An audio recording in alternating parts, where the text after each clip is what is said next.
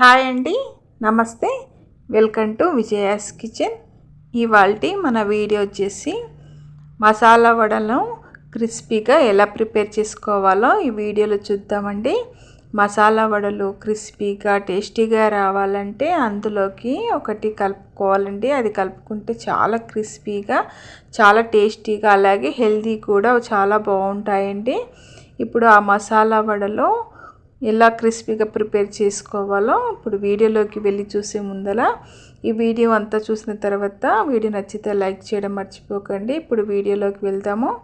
ముందుగా ఇక్కడ నేను పచ్చి శనగపప్పుని ఒక 4 అవర్స్ పాటు నానబెట్టుకున్నానండి. 4 గంటల పాటు నానబెట్టుకున్నాను. శనగపప్పు అంతా చక్కగా నానిపోయింది. దీనితో ఈ బౌల్తో నేను ఒక 2 కప్పుల వరకు నానబెట్టుకున్నానండి.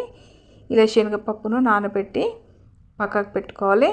తర్వాత ఏ కప్పుతో అయితే శనగపప్పు తీసుకున్నానో అదే కప్పుతో ఇక్కడ నేను 1/2 కప్పు పెసర్లను కూడా తీసుకుని నానబెట్టుకున్నానండి. పెసర్లు వేయటం వలన క్రిస్పీగా వస్తాయండి. వడలు అనేది చాలా క్రిస్పీగా వస్తాయి, అలాగే హెల్తీ కూడా చాలా బాగుంటాయండి పెసర్లు వేయడం వలన. ఈ కప్పుతో నేను 1/2 కప్పు పెసర్లను తీసుకుని నానబెట్టుకున్నాను. ఇప్పుడు ఈ నానబెట్టుకున్న శనగపప్పుని ఒక 1/2 కప్పు వరకు ఒక బౌల్లోకి తీసి పక్కకు పెట్టుకుంటున్నానండి. తర్వాత మిగతాది ఒక మిక్సీ జార్ తీసుకుని దాంట్లోకి వేసుకుంటున్నానండి.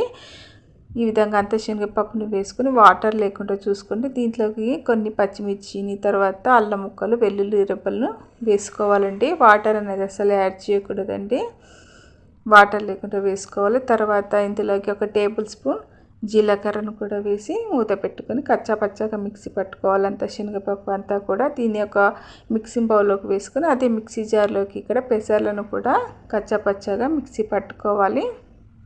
ఇలా పెసర్ల మిశ్రమాన్ని కూడా కచ్చా పచ్చా మిక్సీ పట్టుకొని శనగపప్పు మిశ్రమంలోకి వేసుకోవాలండి.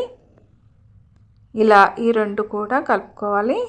తర్వాత ఇందులోకి సన్నగా తరిగి పెట్టుకున్న ఆనియన్స్ ముక్కలు వేసుకోవాలండి.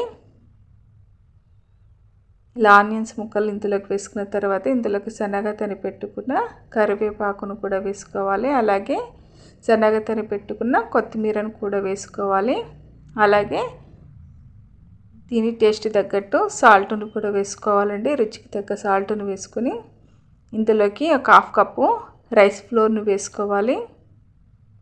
తర్వాత మనం తీసి పెట్టుకున్నాం కదా పచ్చి శనగపప్పును, దాన్ని కూడా ఇందులోకి వేసుకోవాలి.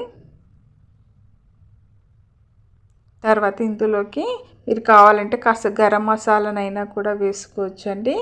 ఇంకాస్త కారం పొడినైనా వేసుకోవచ్చు. ఇక్కడ పచ్చిమిర్చి అనేది నాకు కారంగా ఉన్నాయి కాబట్టి నేను మరి కారం పొడి అనేది యాడ్ చేయట్లేదండి. మీరు కావాలంటే కారం పొడి కాస్త గరం మసాలా పొడి అయినా యాడ్ చేయొచ్చండి. ఈ విధంగా ఉండేలా చూసుకోవాలండి. వడలకు ఈ విధంగా ఉండేలా చూసుకోవాలి. చూడండి, ఈ విధంగా ఉండాలి.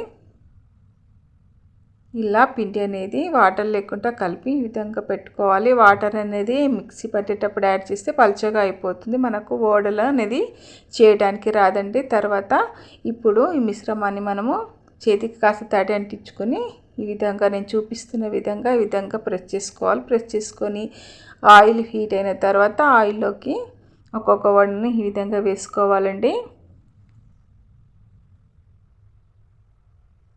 ఫ్లేమ్ అనేది మీడియం ఫ్లేమ్లో పెట్టుకోవాలండి. హై ఫ్లేమ్లో పెట్టుకున్నామంటే వడలు అనేది పైన క్రిస్పీగా ఉండి లోపల అనేది సరిగ్గా ఫ్రై కావు, పైన మాత్రమే క్రిస్పీగా ఉంటాయి. కాబట్టి లో ఫ్లేమ్లో పెట్టుకుని ఈ విధంగా 2 వైపులా తిప్పి వేసుకుంటూ దోరగా వేయించుకోవాలి. ఇలా దోరగా వేయిన తర్వాత తీసేసుకుంటే ఇక్కడ మనకు మసాలా వడలు క్రిస్పీగా మసాలా వడలు అనేది రెడీ అయిపోతాయండి. ఇదే విధంగా మిగతా వడలన్నిటిని కూడా ఇదే విధంగా చేసుకొని పల్లి చట్నీతో సర్వ్ చేశారంటే చాలా బాగుంటాయండి. క్రిస్పీగా చాలా బాగుంటాయి. పెసర్లను వేయటం వలన చాలా క్రిస్పీగా వస్తాయి, అలాగే టేస్ట్ కూడా చాలా బాగుంటుంది. అలాగే పెసర్లు కూడా చాలా హెల్తీగా మంచిది కదండి. పెసర్లు వేయటం వలన క్రిస్పీగా హెల్తీగా మసాలా వడలు సూపర్గా ఉంటాయండి. ఇలా మీరు కూడా పల్లి చట్నీతో మసాలా వడలను ఇలా ప్రిపేర్ చేయండి. చాలా బాగా ఎంజాయ్ చేస్తారండి ఇంట్లో వాళ్ళు.